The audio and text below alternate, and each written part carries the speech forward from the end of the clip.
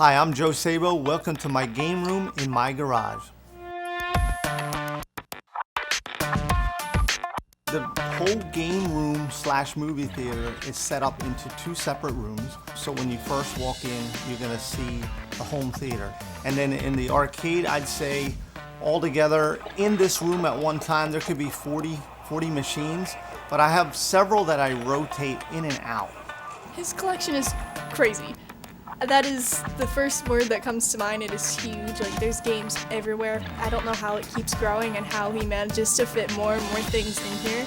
He did not have as many as he has right now when I first met him. The only main game or arcade game he had in there was the arcade that he really built, which was the MyCade.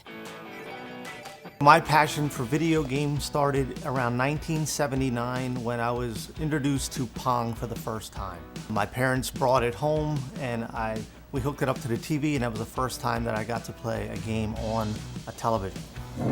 In the mid to early 90s, I started making, with a friend of mine, we made a console that would house a Nintendo and have a TV so that we could play Street Fighter on it. So that would probably be my very first machine that I had that represented an arcade. Some of my crown jewels in my collection would be Asteroids and Space Invaders. Those are the two games that really set the bar for me as far as remembering and bringing back that childhood. So if you get them in a row, it's easier than if they're scattered all over? There's games even today that I still find that I've never heard of. I mean, there's thousands upon thousands of games. And it definitely is an addicting thing that I feel that anyone that is a video game or arcade collector, it's an addiction for sure. What is the next? What's the next game? The collection that Joe has now is a passion. It's a love. You can see how much love he puts into it. When you look around like the room, you can see that he keeps most of his games in alphabetical order. He's always cleaning the games. My wife thinks that I'm a little nuts because she has dealt with my craziness. If it's not going to try to find a game or ordering something that's new, or just, hey honey, it's 10 o'clock at night and I want to move these games, and she's out here helping me rearrange it, giving her input on what she likes, because I also keep her in mind all the time that what makes her comfortable, because if she's comfortable and my daughters are comfortable, then they're more likely to come in here and enjoy it with me. She wins, I win. One of the biggest things for video games, I would say, is me as an artist appreciating other artists. Would that be the side art, like the artwork that's on the outside of the cabinet, to the graphics and the gameplay itself, and being able to relive that back and bring some of that artwork back to life. It's so much more than just the video games. When people come into my game room for the first time, they're wowed at just the vibe that I feel that I try to capture in here. You still can see the appreciation in their eyes and their expression of what they're seeing in front of them. When I think about the sounds of the video games, it's kind of just like I guess just a feeling of home.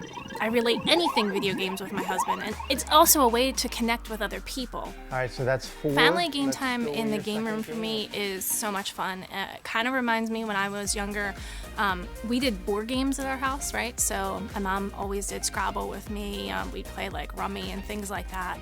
We do that here, but it's more in the gaming sense. And so it gets the girls out of their bedrooms, it gets them off of TikTok or Facebook, and we're laughing with each other. It's just memories that they'll have. And so whenever we have family game nights, I love that I actually get to spend time with them. And Joe teaches my mom and I a lot about these new games that we have never played before. So it's designed so that you shoot one, you have to wait till it hits something or goes off the screen.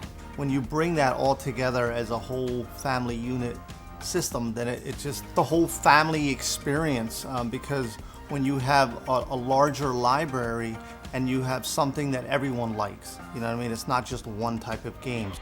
Sharing this passion with my daughter and her friends or her boyfriend is very important to me, because I want to keep this passion alive through next generations. In my age group, it was kind of the very beginning. We got to see the day one systems coming out from Pong and so forth and so on that, you know, we didn't have anyone before us to show. I want to have that pass on so that when they have kids and they have friends as they're older, they can say, man, I remember when my dad showed me this, or I want to show you guys something. So it's nice to be able to share that with them.